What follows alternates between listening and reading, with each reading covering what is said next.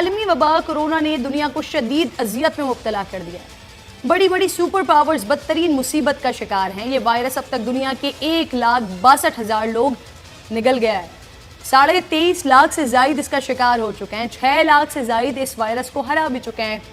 چین سے بڑی بڑی طاقتوں تک آتے آتے مرنے والوں کی شرح 2% سے 21% پر آ گئی، اور ان اعداد و شمار میں پاکستان کے 8,218 متاثرین ہیں۔ مرنے والوں کی تعداد 160 سے اوپر چلی گئی، اور ماشاءاللہ یہاں وبائی حالت یہ ہے کہ سرکاری اسپتالوں میں OPD سمیت تمام شعبے کورونا کے نام پر بند کر دیے گئے ہیں۔ اس طرح سرکاری اسپتالوں کی ایمرجنسی میں روز سینکڑوں غریب علاج نہ ہونے کی وجہ سے بیچارے تڑپ تڑپ کر مر رہے ہیں۔ صفاقی کا عالم مگر یہ ہے کہ حکمران طبقہ منہ میں پتھر ڈالے پر اسرار خاموشی اختیار کیے ہوئے۔ ہمارے حکمران دیگر ممالک کے جناب والا لاک ڈاؤن کی بڑی بڑی مثالیں دیتے تھکتے ہوئے دکھائی نہیں دیتے، لیکن اس سوال کا جواب ان کے پاس نہیں کہ کیا دیگر ممالک نے بھی پاکستان کی طرح ایک کورونا کے لیے دیگر بیماریوں کے لیے علاج بند کر دیے، اور یہ کہ کیا دیگر ممالک میں بھی پسا ہوا طبقہ، غریب و بے حال، مفلوق الحال لوگ پاکستان کی طرح خوراک کے لیے پولیس کی گولیاں کھا رہے ہیں؟ کیا دیگر ممالک میں بھی کورونا کا 72 سالہ مریض تڑپ تڑپ کر جان دے دیتا ہے اور کوئی دیکھنے والا نہیں ہوتا؟ کیا دیگر ممالک میں بھی ایمبولنس کو کورونا کے ڈر سے اسپتال جانے نہیں دیا جاتا؟ کیا دیگر ممالک میں بھی مریض ٹھیلوں پر اسپتال لائے جا رہے ہیں؟ یہ لاک ڈاؤن جناب والا، یہ ذرا سوچنے کی سمجھنے کی کوشش کیجئے کہ لاک ڈاؤن عوام کو کورونا سے محفوظ رکھنے کے لیے ہے، ان کی زندگیاں نگلنے کے لیے نہیں ہے۔ آج کا کڑوا بلکہ یوں کہہ لیجئے کہ بدترین سچ یہ ہے کہ ملکی نظام اس قدر بوسیدہ ہو چکا ہے کہ صرف ایک وبا نے اسے مفلوج کر کے پیرالائز کر کے رکھ دیا ہے کہ حکمرانوں کو سمجھ ہی نہیں آتا کہ کیا کریں، کیسے کریں، یا پھر کہ بھائی کیوں کریں۔ لوگ بھوک سے تل ملا رہے ہیں جناب والا، کھانا نہ ملا تو خانہ جنگی ہوگی، ہم انارکی کی جانب بڑھ رہے ہیں۔ اور یہ یاد رکھیے گا، یہ بار بار یہ جو پوری بات میں نے آپ لوگوں کو بتائی ہے، اس کی ایک ہی خاص وجہ ہے کہ اس تمام صورتحال سے ہمارے سیاسی نظام کو بھی بہت زیادہ خطرہ ہے۔ کہتے ہیں نا کہ مرض بڑھتا گیا جو دوا کی۔ پاکستان میں لاک ڈاؤن برقرار، مگر موت کے سائے مزید گہرے سے گہرے ہوتے جا رہے ہیں۔ کورونا وائرس کم ہونے کے بجائے دن بدن بڑھتا جا رہا ہے۔ آج پاکستان کے لیے کورونا کے حوالے سے بلیک ڈے ہے، سیاہ ترین دن ہے۔ اموات کی تعداد 23 ہوئی، اور ایک دن میں اتنی زیادہ اموات پہلی بار دیکھنے میں آئی ہے۔ ناظرین، اللہ تعالیٰ پاکستان پر اپنا رحم کرے۔ لاک ڈاؤن کے باوجود اپریل میں کورونا کیسز مارچ سے بہت زیادہ ہیں، اور وزیر اعظم پاکستان کل ہی اس خدشے کا اظہار کر چکے ہیں کہ مئی کے آخر تک کورونا کے مریضوں کی تعداد اگر بڑھتی ہے تو یہ پریشان کن حد تک بڑھ سکتی ہے، جس کو ٹیکل کرنا پاکستان کا جو صحت کا نظام ہے اس کے لیے مشکل ترین ہو سکتا ہے۔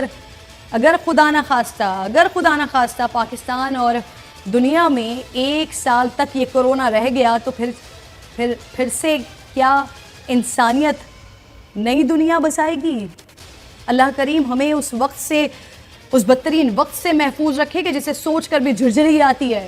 ایک طرف وفاق اور سن قومی پالیسی بنانے کی باتیں کرتے ہیں، دوسری طرف ایک دوسرے پر لفظوں کے گولے برساتے ہیں۔ آج تو سائی سرکار نے ٹائیگر فورس سے کام لینے کا نوٹیفیکیشن ہی واپس لینے کا فیصلہ کر لیا۔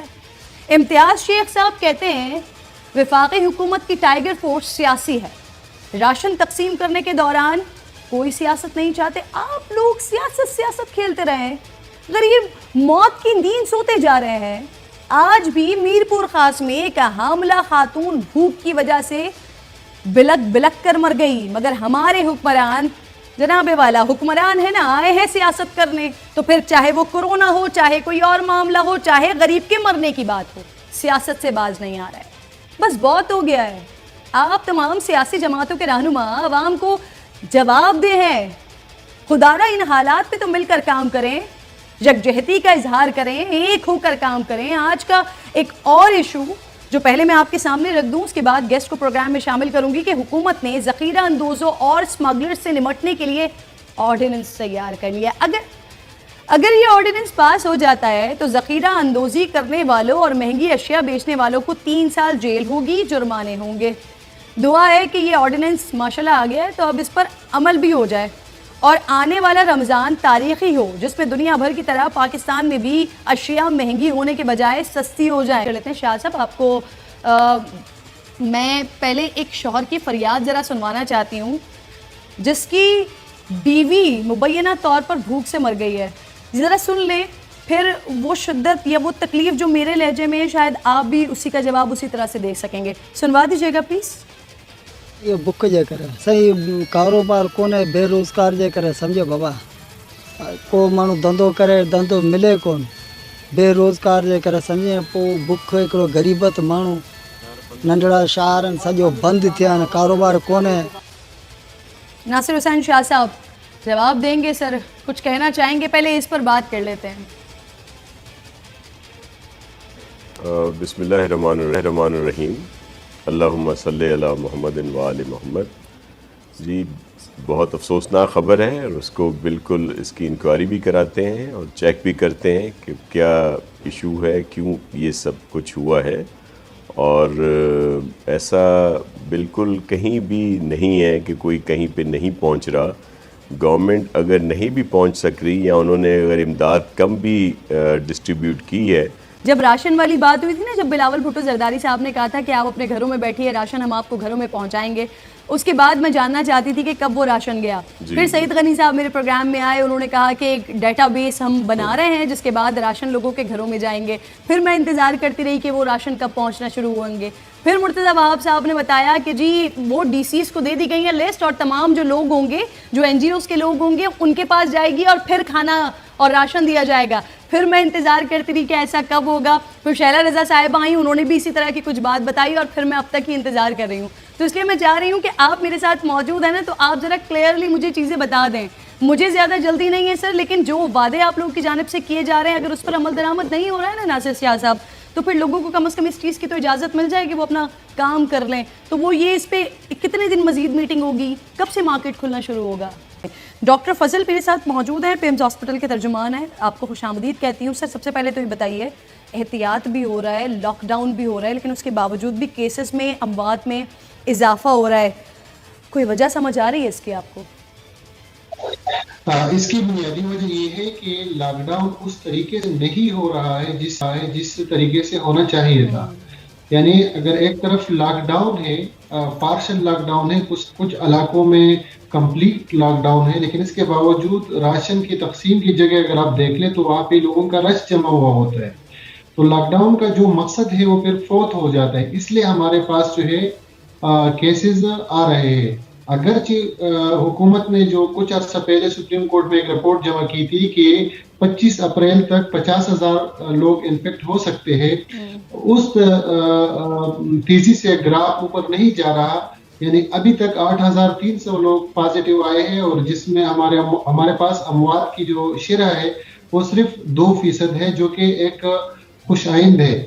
لیکن اگر ہم نے لاک ڈاؤن پہ مکمل عمل نہیں کیا اور ہمارے عوام نے اس کو سیریس نہیں لیا تو یہ جو شرح ہے یہ بڑھ بھی سکتا ہے۔ ریزن یہ ہے کہ ہمارے پاس وینٹیلیٹرز جو پاکستان میں اویلیبل ہے، حکومتی ترجمان کے مطابق 3800 وینٹیلیٹرز ہے، جس میں 1300 سے 1400 تک جو وینٹیلیٹرز ہیں وہ کرونا کے لیے مختص کیے گئے ہیں۔ اس ٹائم ہمارے جو جتنے بھی فیسلٹیز ہے وہ فل یوٹیلائز نہیں ہوئی ہے، لیکن اگر یہ سیچوریٹ ہو گئے اور لوگ زیادہ آنا شروع ہو گئے تو پھر گراف جو ہے جلدی سے اوپر جائے گا۔